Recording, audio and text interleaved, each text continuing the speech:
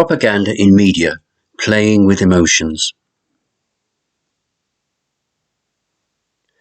Emotions are reactions we experience in response to a situation, the internal condition of a person.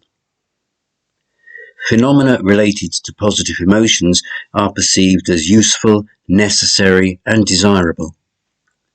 As a compass, emotions can help us navigate in different situations, in our case, social media.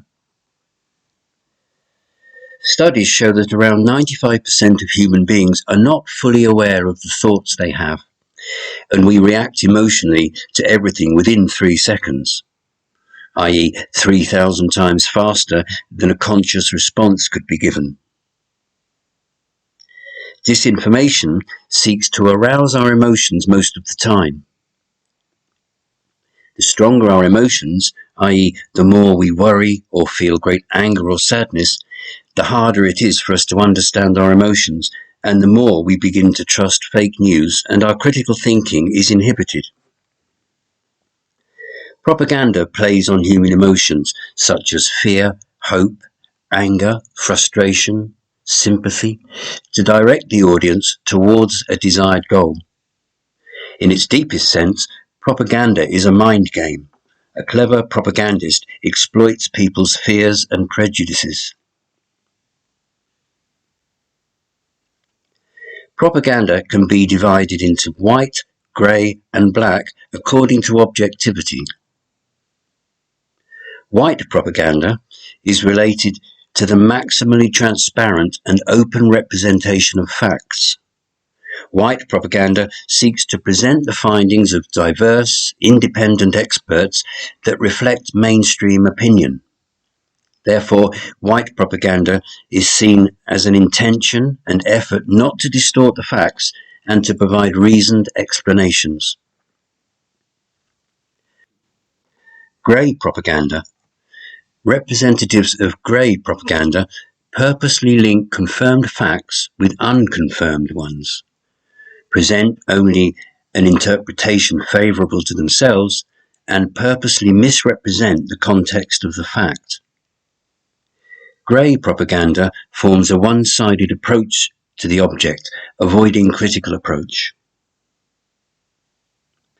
Black propaganda is based on deliberate lies and falsification of events and facts. Black propaganda also relies on black technology. For example, during elections, information is disseminated on behalf of the opponent or events are staged, which later greatly complicates the opponent's chances of being elected. Black propaganda and black technology are prosecuted legally in many democracies.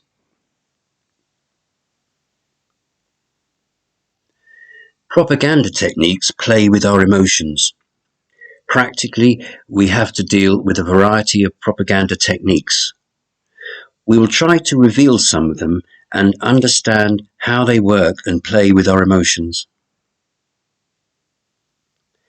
Generalization or overgeneralization. This is one of the simplest forms of propaganda, attempting to influence emotions by using abstractions.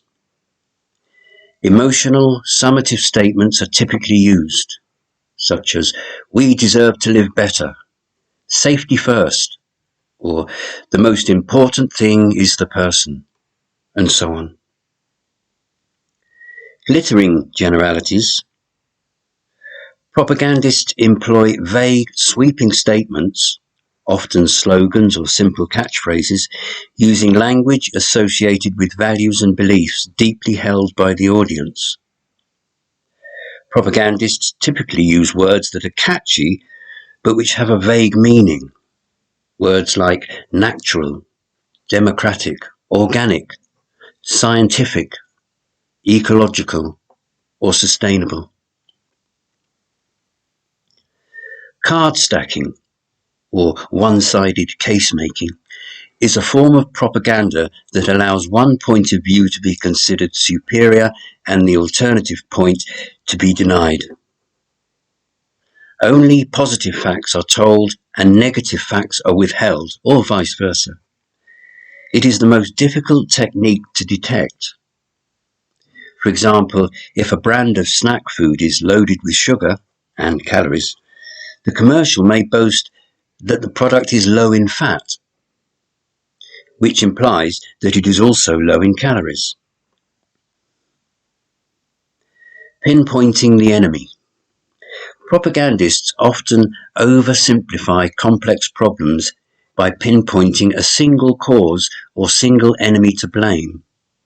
For example, McDonald's is the reason for obesity in the USA. Name-calling. Propagandists use this technique to create fear and arouse prejudice by using negative words, bad names. Offensive words are often used instead of logical arguments, appealing to emotions rather than to reason. For example, that man is an arrogant, immoral fool. Bandwagon. Propagandists use this technique to persuade the audience to follow the crowd. Some examples of the bandwagon effect that commonly occur around us include buying a product due to its popularity or for the sake of gaining status in society. It's so popular right now. It's fashionable. The up-and-coming travel destination. Testimonials. Propagandists use this technique to associate a respected person or someone with experience to endorse a product or cause by giving it their stamp of approval, hoping that the intended audience will follow their example. For example, when a famous basketball player recommends sports shoes. Plain folk. Propagandists use this approach to convince the audience that the spokesperson is from humble origins, someone they can trust and who has their interests at heart. This technique of identifying with the ordinary citizen is used to gain public trust and create an image of unity between the people and the elite, and then to manipulate the opinion of the majority.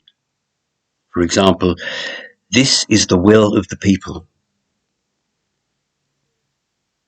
Finally, hot potato.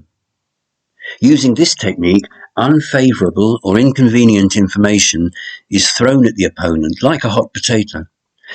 It is aimed at provoking a reaction that can compromise the opponent and thus discredit the latter in the eyes of the public.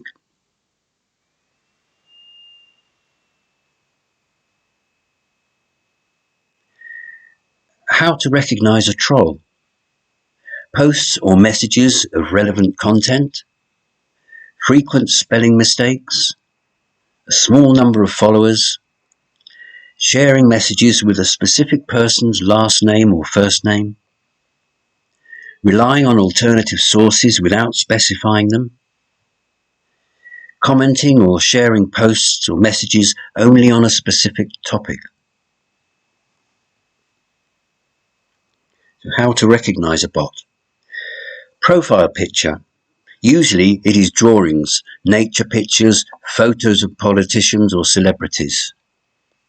How can we check it? It is recommended to find data about the origin of the profile picture using the Google Images search system.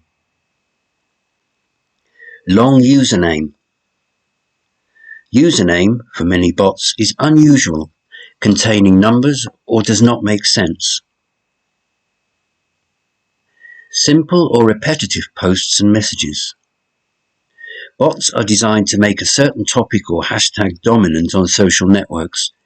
To achieve this goal, the relevant message or post is shared many times. The user account is empty. User accounts created by real people contain a lot of personal information. In the case of bots, no or very little personal information is provided. Large number of followers. Bots follow many more people on social networks than they have followers themselves. Lots of posts and messages are shared. If a user is constantly sharing lots of posts, even at night, there is a good chance that it is a bot. Finally, the news feed of a user, or rather a bot, contains a lot of stereotypical posts, such as quotes, videos with animals, etc.